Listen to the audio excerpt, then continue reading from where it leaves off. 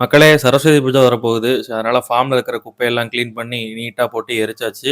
இந்த மாரி பண்ணிட்டு இருக்கச்சுல காட ஷெட்ல ஒரு சின்ன ப்ராப்ளம் வந்துச்சு. என்ன அப்படின்னு பார்த்தீங்கன்னா, கார் ஷெட்ல வந்து சைட்ல நாங்க செவுரு கட்டாம, இந்த மாரி தகரம் தான் வச்சிருக்கிறோம். கீழ தளம் போட்டிருக்கோம்.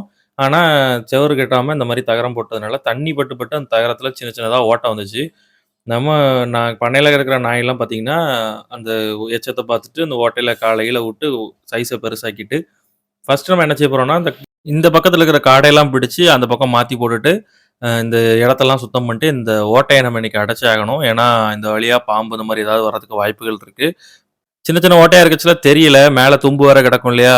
இப்போ இந்த நாய் கால வச்சு நேத்து புரண்டுனதுனால ஓட்டை ரொம்ப பெருசாயிடுச்சு. இந்த காடையெல்லாம் புடிச்சு அடுத்த ஷெட்டுக்கு மாத்தியாச்சு.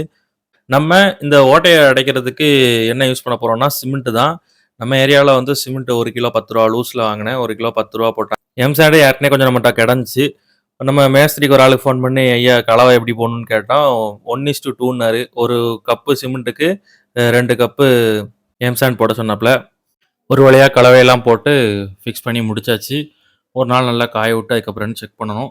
இந்த இடத்துல மட்டும் தகரம் கொஞ்சம் பெரிய கேப்பா இருந்துச்சு. அதனால உள்ளேயும் வெளியேயும் போட்டு இந்த மாரி கல்லு வச்சு அடை குடுத்தாச்சு. இந்த காடையெல்லாம் அந்த பக்கம் மாத்தியாச்சு. ஆனா என்ன ரொம்ப டைட்டா இருக்கிற மாரி தெரியுது. வியாழக்கிழமை கொஞ்சம் பேட்ச்ச கிளீன் பண்ணணும். அதுக்கப்புறம் இந்த ப்ரூடிங்ல இருக்கிற சிக்ஸ தூக்கி இந்த ஷெட்ல மாத்தி விட்டுருவோம். அதுக்கு முன்னாடி இந்த ஷெட்டையும் கிளீன் பண்ண வேண்டியிருக்கு. வீடியோ பிடிச்சிருந்தா லைக் பண்ணுங்க. எந்த மாரி வீடியோ போடணுங்கிறத மறக்காம கமெண்ட்ல சொல்லுங்க.